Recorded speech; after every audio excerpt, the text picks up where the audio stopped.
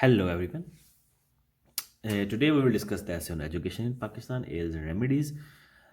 The first step should be to do the brainstorming. I always advise students that they must do brainstorming before writing an essay in order to write the relevant material. So please do the brainstorming and make a rough outline. From that outline, you must start writing your essay. So in this outline, I will elaborate the structure of essay, and I will also tell you the main parts of the essay. So what is the composition of the introduction? Introduction contains starters, theme statement, points to be discussed in the essay. Let's move on.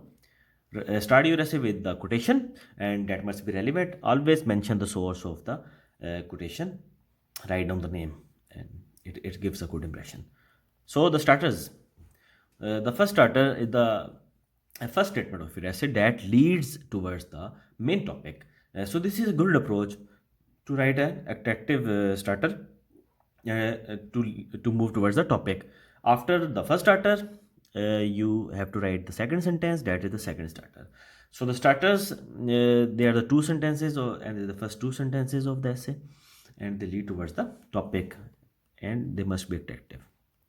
And the third statement, yes, very important, theme statement. Theme statement is the crux of your essay because it gives your stance on the topic. And the theme statement is a complex statement.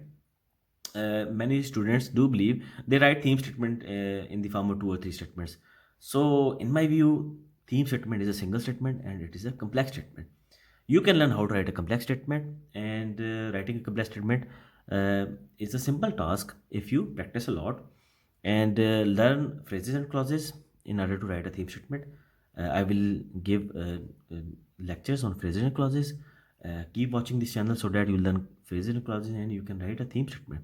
So this theme statement is a complex statement, and it is addressing, it is giving a stance, a clear stance on this topic. First of all, in the first two lines, this theme statement is explaining the problem, and then it is moving towards the solution oriented approach. So you write a theme statement. You have to tell what the problem is and what has resulted because of that problem, and then what is the possible solution. So this is the composition of a theme statement, and it's always a complex statement. You can see in this theme statement I have used an appositive phrase, and then which clause, that clause, similarly transition phrase, preposition phrase. So, and I have avoided conjunctions because if you use two or more conjunction in your theme statement, you make a run-on sentence, and a run-on sentence is a blunder in CSS. So avoid run-on sentences. Do not use more than two conjunctions to make a theme statement, and learn how to make a theme statement by learning clauses and phrases. So after theme statement, write down all the main points of your essay that you are going to discuss in your essay. Always write causes of the problem, and never write solutions, because solution must be written in the solution part. Many students, they take an approach, they start writing solutions in the introduction, which must be avoided because for solutions we have got solution part. So always write the main points or the main causes of the problem in the introduction part, and finish your conclusion on a positive note on a future reflection. Yes. So your introduction, it should be around 2 pages, and if you can write 3 pages, develop your writing speed, do practice a lot in order to win the attention of the examiner and in order to give a good impression of your essay. So after the introduction part, and yes, one more thing. Introduction is a single paragraph. Do not write 2 or 3 paragraph introduction. Many students do commit this mistake because of misunderstanding, nothing else. So it's a single paragraph, and it may be of 2 or 3 pages. After the introduction, then comes the neck part. So what is in the neck part of the essay? In the neck part, you can write history in the form of one paragraph. Then you can write definition types of the topic, if any, in the form of one paragraph. After that, you can write current scenario in the form of one paragraph, and you can also write significance in the form of one paragraph. So neck part may contain 3 or more paragraphs. As I've mentioned, it may contain history, definition types, current scenario, and significance. So if you have got time, complete the neck portion, and If you have got time constraints, you can write only significance and history or current scenario, but must write the neck part, must complete the neck part.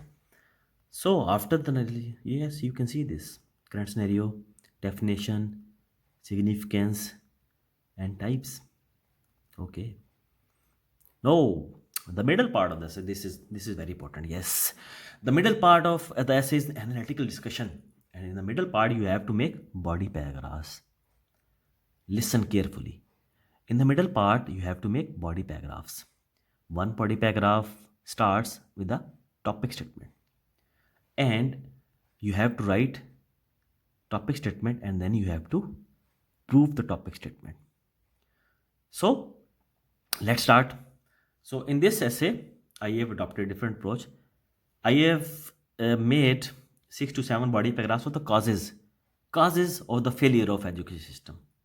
So in each body paragraph, I have started with an topic statement. Like the first topic statement, first cause of the failure of system of education is poor governance.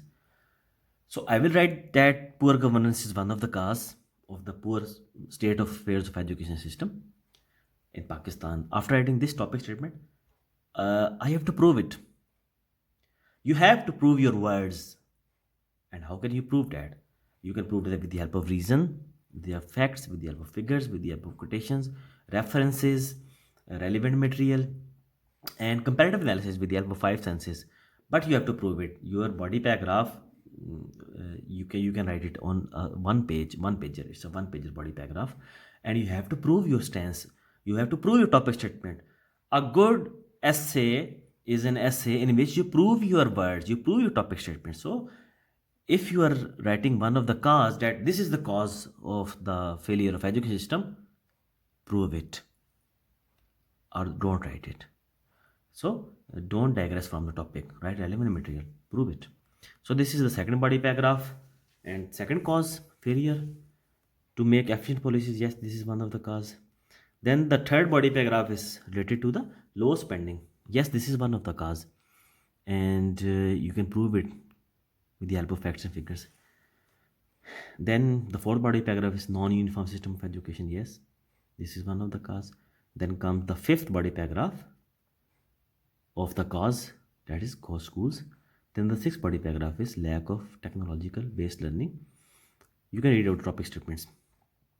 And then the seventh body paragraph is related with the social constraints. Yes, they play a major role in the poor literacy rate. The governments, they do try to improve literacy rate, but social constraints, they hinder their efforts. They play a big role. And yes, after these are 7 body paragraphs of the causes. Yes, related to the causes. So after writing introduction of 2 pages, you can write the next part on 3 paragraphs, 3 pages. Then these are the 7 body paragraphs of causes on 7 pages. So one body paragraph, 1 page. And after writing the topic statement, this is the topic statement. This is the topic statement. Prove it. Okay. And after writing the body paragraphs on causes, start writing down body paragraphs on the effects of the causes you have discussed. So the first body paragraph of the cause was related to the poor governance, and the first body paragraph of the effects is also related with the poor governance. Yes, you have to maintain this. You have to synchronize this. If the first body paragraph is related with the poor governance of the first body paragraph of the cause, the first body paragraph of the effect must be related with poor governance. The second body paragraph of the cause was related with inefficient policy making, and the second body paragraph of the effect is also related with inefficient policy making. The third body paragraph was related to the low spending, the third body paragraph of the cause of, and the third body paragraph of effect is also related with low spending. The fourth body paragraph of the cause was related with different form of syllabus, and the fourth body paragraph of the effect is related with different form of syllabus. The fifth body paragraph was related with cause schools, and the fifth body paragraph of the effect is also related with cause schools. The sixth body paragraph of the cause was related with technological based learning, and the sixth body paragraph of the effect is also related with lack of technological based learning. And the seventh body paragraph is also in the similar, we have written in a similar way. So always write in sequence. And the sequence is, if you are writing the first body paragraph of the cause on one topic, write the first body paragraph of the effect with in connection with that. In the body paragraph of the causes, you have to mention all the causes, and in the body paragraphs of effects, you have to mention all the effects of those causes. So body paragraphs of the causes contain a topic statement, and you have to prove that. You have to mention all the causes. And the body paragraph of effects, they also contain a topic statement, and you have to prove that topic statement also. You can adopt the other approach. You can write cause effects in a single body paragraph also, if you have got time constraints. So and one thing more, the length of the body paragraph should be same. If you're writing your body paragraph on one page, do write all body paragraph on one pages except introduction and conclusion. So your essay must be very balanced, right?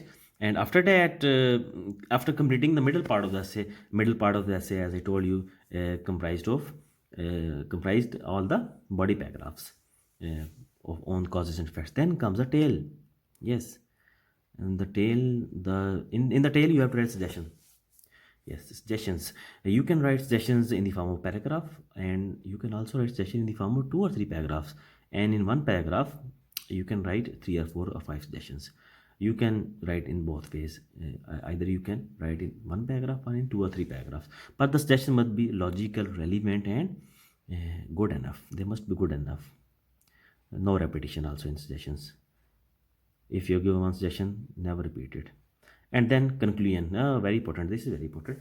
So the first sentence of the conclusion is the topic statement. Oh, sorry, theme statement. Yes, theme statement. Your theme statement of the conclusion should be similar to the theme statement of the introduction, but the words must be different.